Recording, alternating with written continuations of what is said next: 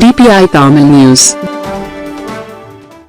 தருமபுரி மாவட்டம் பாலக்கோட்டில் ஆபரேஷன் சிந்தூரில் வெற்றி பெற்ற ராணுவ வீரர்களுக்கு நன்றி செலுத்தும் விதமாக பாஜகவினர் வெற்றி யாத்திரை ஊர்வலம் ஆஜு கணேசன் தலைமையில் நடைபெற்றது. இந்த நிகழ்ச்சிக்கு மாவட்ட பொதுச் செயலாளர் சங்கீதா, மத்திய அரசு நலத்திட்ட பிரிவு மாவட்ட துணைத் தலைவர் கே. சிவா, மாநில செயற்குழு உறுப்பினர் குணா ஆகியோர் முன்னிலை வகித்தனர். இதில் சிறப்பு அழைப்பாளர்களாக மாவட்ட தலைவர் சரவணன், முன்னாள் மாவட்ட தலைவர் பாஸ்கர் ஆகியோர் கலந்து கொண்டு யாத்திரையை துவக்கி வைத்தனர். இந்த வெற்றி யாத்திரையானது பாலக்கோடு தக்காளி மண்டியிலிருந்து கடைவீதி வழியாக பேருந்து நிலையத்தை அடைந்தது.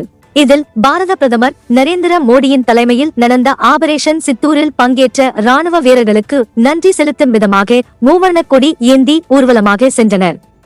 மேலும் ஓய்வு பெற்ற ராணுவ வீரர்களுக்கு மாலை அணிவித்து மரியாதை செய்தனர்.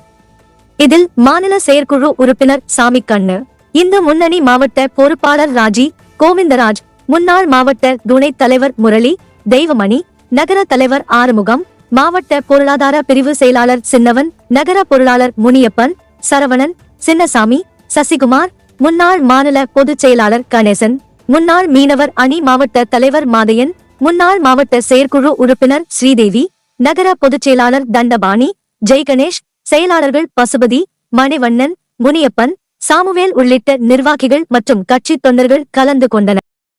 உண்மை குரல் செய்திகள் உடனுக்குடன் தெரிந்து கொள்ள DPI தமிழ் நியூஸ் சேனலை சப்ஸ்கிரைப் செய்து இணைந்திருங்கள்.